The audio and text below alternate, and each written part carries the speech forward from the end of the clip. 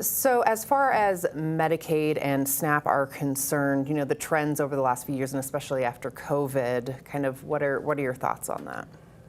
Well, let's talk about SNAP for a minute. Of course, we refer to SNAP, but it's food stamps. The interesting thing is that during COVID, those programs were loosened up because of the dramatic drop in employment opportunities. So everyone agreed with that. The challenge, and everyone understood that at the end of that emergency, we would go back to the normal trajectory. Well, we didn't in Oregon.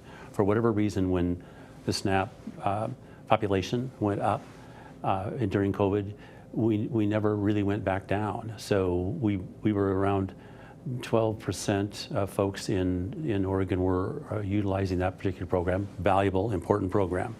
And then during COVID, it went up somewhat to close to 17%, and it's remained there, as opposed to states like Washington, where the involvement in that program was around 10, 11%. In Washington, it went up, and then it came back down to around 10, 11%. And so I don't know what happened in Oregon. Perhaps we weren't doing the types of checking on who's eligible for those kinds of benefits as we're now going to do under the big bill.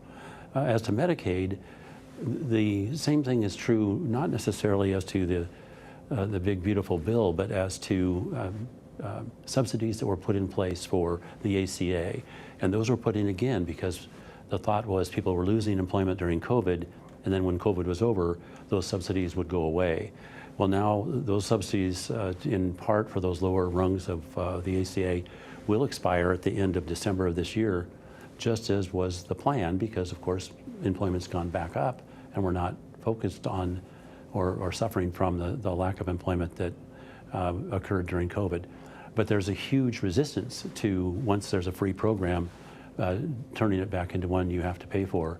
So what our job is try to explain to people, hey, these programs are for folks who can't work, won't work, whatever the problem is, that they're for folks that need these programs, not for everybody. And that's why we put a work requirement in for these programs. I will just share with you that about 82% of Americans support the work requirement. And these numbers get a bit confused, but I will say between 70 and 80% of folks in America think if you're going to get free medical care, you should be working. And our work requirement is 20 hours a week, or 20 hours of volunteering a week, or 20 hours of education a week, or if you have a dependent, you don't under 14, you don't have to work.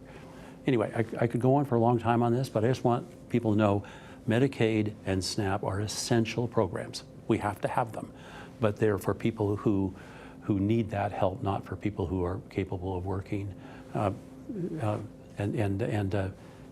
don't have dependents and all those other exceptions. But these programs are super important. We want to make sure we can still afford them.